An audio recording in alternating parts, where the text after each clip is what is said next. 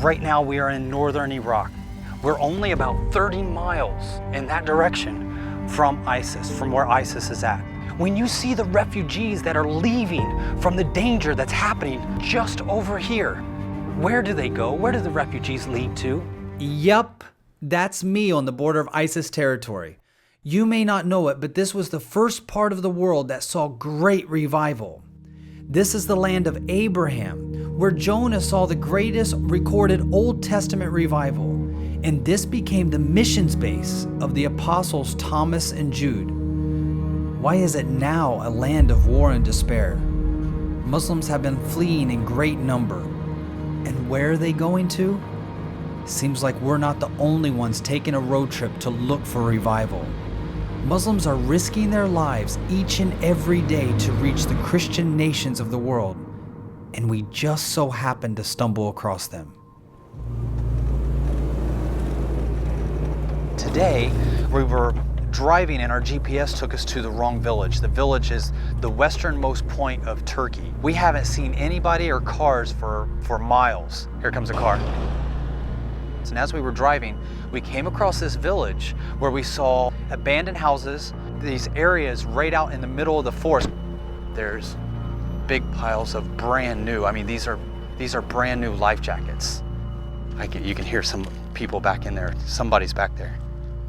Why are those things here in the middle of nowhere? Then we realized this is a part of the route for those that are trying to escape ISIS from Syria and Iraq and make their way to Europe. My name is Eugene Bach, and I host the Back to Jerusalem podcast. I live out of my backpack, and my office, it's an economy airplane seat. Why do I travel around the world? Well, you could say I have a sort of disease, but I can't sit still when I live in the space between all the bad news and the good news. I may be just another random guy with a podcast, but what I am seeing in history and around the world today tells me that our God is not just another God, and I'm not saved just to be a part of another church program. I believe God has given us a mission, but often we can't fit it into our schedule or find a place left on our to-do list. Many of us are left standing in the space between the Great Commission and the not-so-great reality of the church in the world today. Now, I have a hunch that we already know the answers, but why does much of the church seem stale? Why are so many prayers powerless? Who wants a bigger vision? Who wants a taste of God's amazing promises? When the rubber hits the road, I have a hunch that revival is what I need. And likely, I'm not the only one.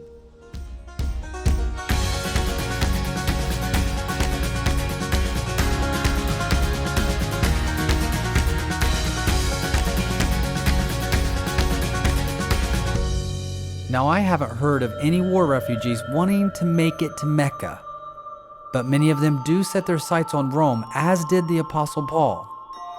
Next stop, the Mecca of early revival, Rome. Rome opens up a huge number of questions for me. You have the Pope here, you have church history with all these ceremonies and practices, but I'm not familiar with any of that stuff. It seems so foreign to me. And sometimes things that are foreign also seem wrong. I'm going to be meeting with Danny. He's a pastor from the UK, and he's going to be able to hopefully help with a lot of understanding some of these things that took place in history.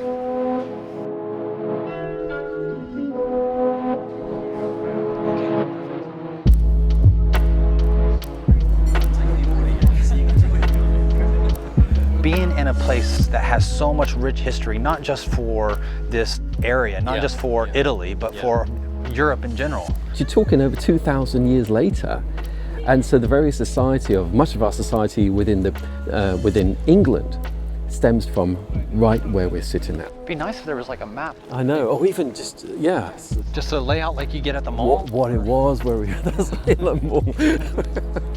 Most of what we see here in the Roman culture was greatly influenced by the Greek culture. One of the things that they shared was polytheism. I mean, there were gods everywhere. You had a god for everything. So what made Christianity different? Why not just another god, just another religion? We can get a glimpse of that in the 21st century. I mean, people like to think there's loads of roads, like all roads to Rome. No man comes to the Father but by me. So Jesus was making it very clear. Look, there's only one way. Now, just to let you know, I'm thrilled there's at least one way, because we didn't even deserve one way. So when you walk into the prison where they kept Peter, it was basically a dungeon with a hole in the floor. So when they would have brought Paul and Peter in, they would have lowered them down into that hole. So there were two separate chambers. Right. There was an upper chamber and then a lower. In his letters, you notice there's a real confidence that he's going to be released. Maybe he just knew, maybe the Lord told him, or maybe it's just an inner confidence that it's not the end yet. So then he was released. But in 2 Timothy, it's no. You know, him in chains, it's a cold cell as well. There's no confidence that he's going to be let out. My time's up. I'm going to be poured out as like a drink offering. You write a letter and pretend it is your last letter. That's very good. What would you write? Yeah, what's within you that would come out. So I think it adds to the value of Paul's writings is these type of epistles, because he knew, especially through 2 Timothy, that it's about to end.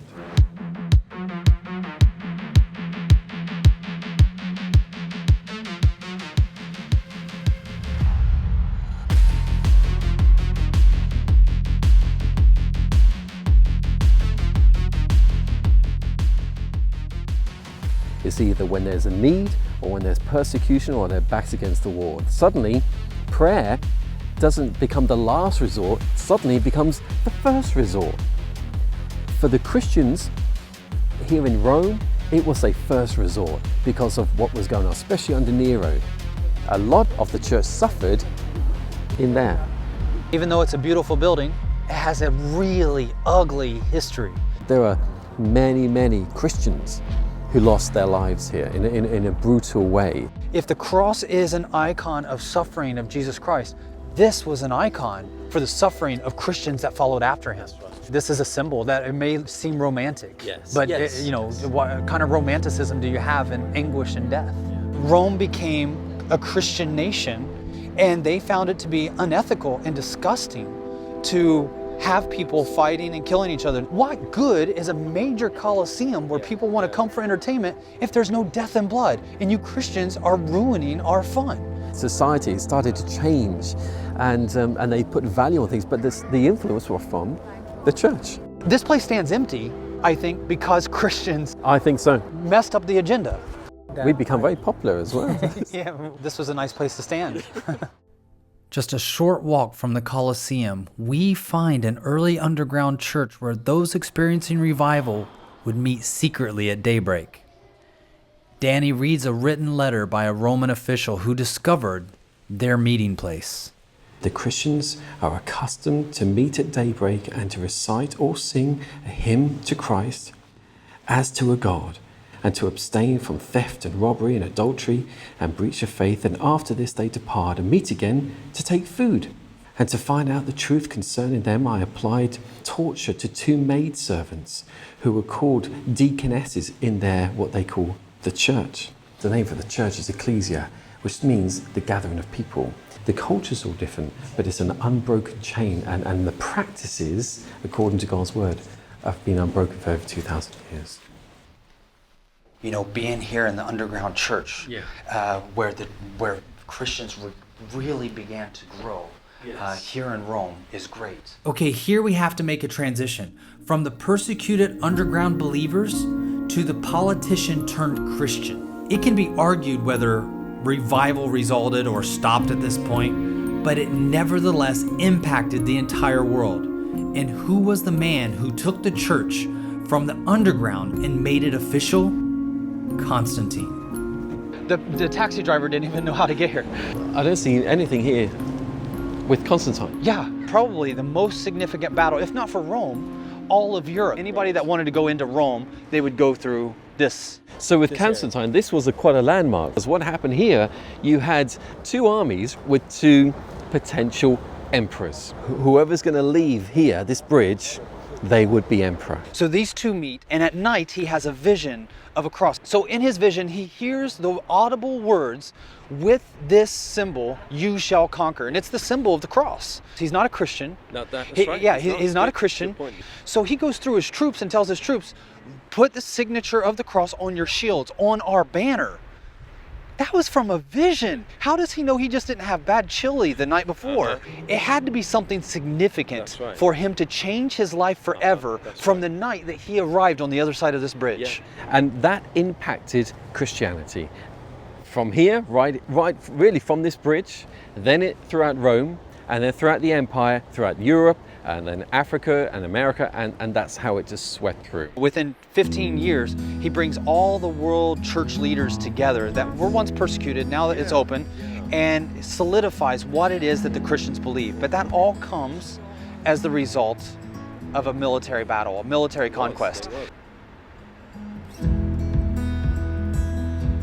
I see those that gave their lives. They didn't resist, they didn't fight back, they actually gave their lives and they were martyred. And then on the other side, I see Constantine, who was a military leader, who was a statesman, who was the emperor of the most powerful empire in the world.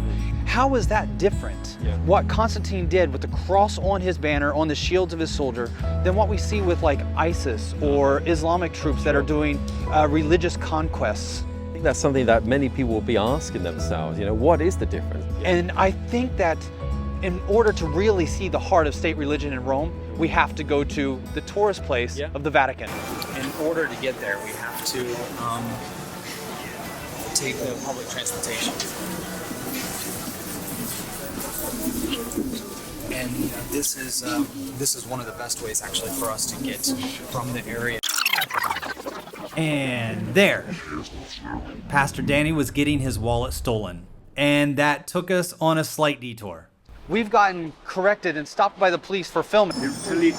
But no police officers can take a report for a stolen wallet. One set of police officers, they sent us to another train station. They sent us to another police office. They told us they're closed until 6 o'clock. I think they're playing Minecraft. So we are thinking about filing a report with the barber shop. There we might actually get a haircut. So here we are in St. Peter's Square. This is pretty cool. Revival grew under persecution. And now we have done the transition from persecution to not just freedom, but actually enforcement of Christianity, which was healthier. Where I come from in my part of the world, I certainly grew up in a school system and really with the state that was very much influenced by the church. It was an identity. We didn't see a separation. The church here has a great influence, massive influence on the state. For good, for bad. Can I share with you my challenge? Yeah. I can identify with those that want to reject such a powerful force on their life like that would come from the Pope. It's almost like growing up in a house where you see your parents do something that you say, you know what? I'm never going to do that when I grow up. The first 300 years before Constantine, when the church was being tortured in the most horrendous ways. And I'm like, okay, how do we balance this safety and freedom, this church and state? Because a state that follows after God is so much more blessed. But it's still run by man, right? So there's got that corruption of man at the top. There is that balance somehow, somewhere. We're passing through. We belong actually in a citizenship in another world, in another nation. That actually, that's where our passport lies. That is when the complete kingdom of when there's no separation. In fact, there's no condemnation or separation. But until we get to there, but is there an answer to this? I'm not entirely sure. I love that. Trying to find the perfect balance between freedom and state religion may not really be there because we were never meant to be ruled by man. But we will one day in the kingdom have a ruler. Absolutely. That there will be no division between church and state. He will rule in perfection. Yes. Yeah, I think that's as close to an answer that we'll find.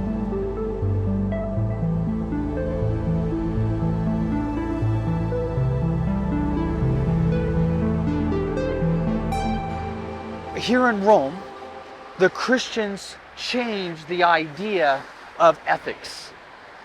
This is Justin Martyr. He's a noted early Christian and he wrote to Emperor Pius. Before, we hated one another and killed one another and would not eat with those of another race. But now, Since the manifestation of Christ, we have come to a common life and pray for our enemies and try to win over those who hate us without cause. That's transformation. It's transformation. I mean, this is before, human rights.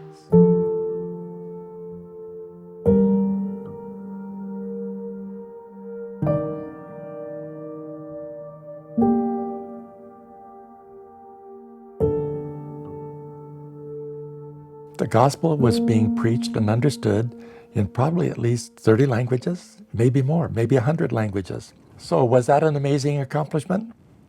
A 7,000-mile long church belt with about 30 million Christians in thousands of churches. They began to feel complacent about what had been accomplished. If the Roman Empire acknowledges Christianity, the Roman Empire is the most important part of the earth, people will begin to come from everywhere to trade in the Roman Empire, and they'll pick up the gospel and take it home with them. We don't need to send our sons and daughters and grandsons and granddaughters out on dangerous missions where they might never come back. So with the end of the persecution, they came thronging into the churches, but they weren't born again. They were nominal Christians, cultural Christians. They invented the creeds, and I explained how the creeds were so important. They were like pocket New Testaments because the printing press would not exist for another 700 or 800 years. And Christians memorized the creeds. But the Great Commission is left out. The creed says on the third day, Jesus rose again from the dead, and then it jumps straight to the ascension. And so church fathers were beginning to teach Christians Jesus actually gave the Great Commission only to the apostles and not to the church. It's been accomplished to God's satisfaction through the apostles and their immediate descendants. It's not on our shoulders anymore. So the Great Commission begins in Genesis 12 and is reaffirmed 4 more times in Genesis alone. He said, your descendants will be like the dust of the earth, and you will spread out. All peoples on earth will be blessed through you and your offspring. So you're going to spread out, and God said how far? To the west, to the east, to the north, and to the south. And all peoples on earth will be blessed through you and your offspring, not as you cloister you in one part of the earth, but as I spread you out everywhere. On the third day, he rose again from the dead. Then he commissioned his church, beginning with the apostles, to proclaim repentance and forgiveness of sins to all peoples on earth. After that, he ascended into heaven.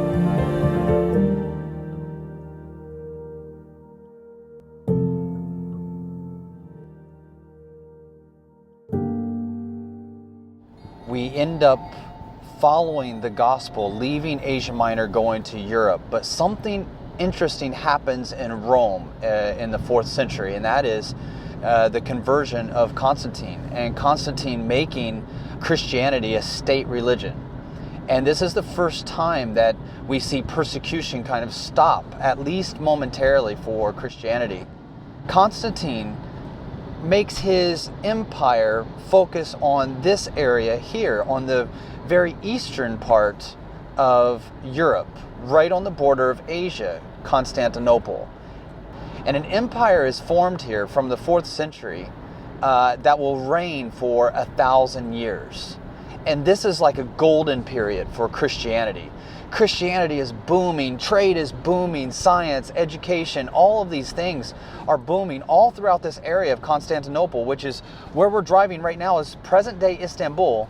That was all going to change, because in the 7th century, there was a man who rose up in the Middle East, in Arabia, Muhammad.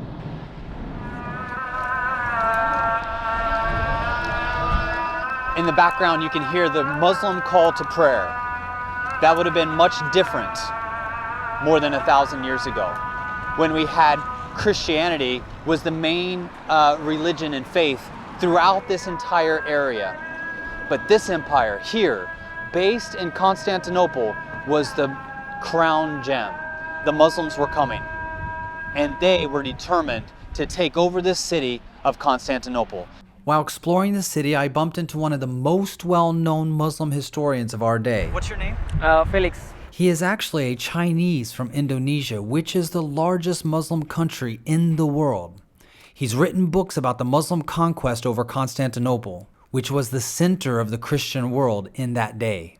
To our Muslims, this city is very important because the Prophet Muhammad has said when he was alive, verily Constantinople shall be conquered, and the conqueror will be the best leader, and his army will be the best army. So many times the Muslims are struggling to get the city. So Mehmet has made a great entering the city from that place. He came here inspired by the Prophet, about 50,000 people in the city, because the other is fleeing from the city. How many soldiers were in his army? 250,000. 250,000, and he was only 21. 21. You might be asking yourself, why would the Muslims have come to attack this city? Felix explains that the Muslims simply believed it was theirs because it was taught in the Hadith. What teachings were those? It's by Rasulullah, by the Prophet Muhammad. He said that Constantinople, verily Constantinople will be conquered. Okay, very interesting. The Rasulullah hasn't come here, and the Sahabat hasn't come here, but they believe in what every Prophet said. Okay. But the Prophet and the Christianity is very, very, very close. Christian people, he said that when you embrace Islam, then you will get two rewards. Rewards from believing in Isa alayhi salam, when believing in Jesus and believing in Muhammad. But in Jews, the Jews is keep battling Muslims and keep battling Christians too. I was former a Catholic and I convert to Islam. Okay. Yeah. Yeah. When did that happen? About 13 years ago. 13 years ago. Yeah. And what led to that? Do you mind if I ask? Yeah, I don't mind, because in my opinion that Islam is according to my thinking. When I'm in Catholic, I'm sorry, but when I'm thinking, the religion doesn't match. So in Islam, the thinking is matching with the religion. So when I'm thinking, the religion gives me space to thinking, the space to express my thinking, and it's all according to my thinking. Okay. Yeah. And when you pray, do you also pray in Arabic or in your own language? In Islam, everyone pray if salat in Arabic, but in normal praying, when we ask Allah for something, we do it in our language. Wow, that was a lot of stuff that we didn't know. Thank you so much. You're welcome. Yeah. It was fascinating talking to Felix. He's an interesting young man. Dakwah adalah tugas sebagian orang saja. Because he's not what most people would expect for one who travels the world teaching about the benefits of jihad. He's friendly, he's very well spoken, and on Facebook he has nearly 4 million followers. After exploring Istanbul today and seeing the Christian history, there are questions that come to mind. Is Islam a peaceful religion? Today, we were not that far from a bombing that took place in Istanbul. There was a suicide bomber that blew himself up in the main town square. I've read through the Quran several times. I was taught Islam by an imam. I so wanted to come to the conclusion that Islam is indeed a peaceful religion and can be used for a bridge to Jesus Christ. Who founded Islam? Muhammad did lead a very violent life. Whether it was right or not is another debate. But to say that Muhammad was a peaceful individual is not being honest. It is not being truthful. When I look at the Quran, and there's over 100 different surahs that directly relate to jihad, war for religion, to eradicate the infidel. Was it established like Christianity, where Christians gave their lives so that people would believe? Did they come in by force, guns or swords, and force those that they were able to conquer to accept Allah and Muhammad as his prophet? When we look at Islam, there's actually only one way to guarantee salvation. Even Muhammad himself had said he doesn't know if he'll make it into heaven, because there's only one way, and that one way is martyrdom through jihad. That is how you can secure your place in eternity, in a place like this, when looking at the challenges that we face today. Is Islam a peaceful religion?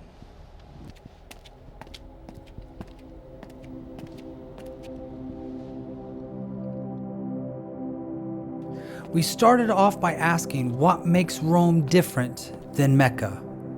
Well, Rome holds the record of the message that Peter and Paul gave their lives for, to bring the gospel of peace. Mecca, by contrast, has a legacy of conversion or death. What is the main difference between Rome and Mecca? Rome had revival, and Mecca is still waiting.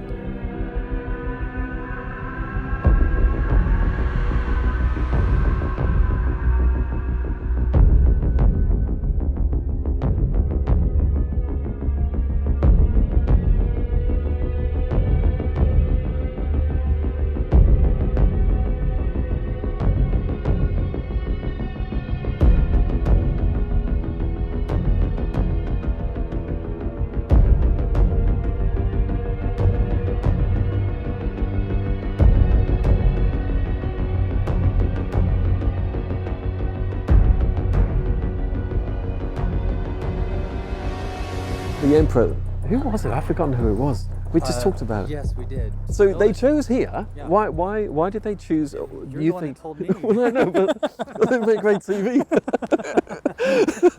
So, yeah.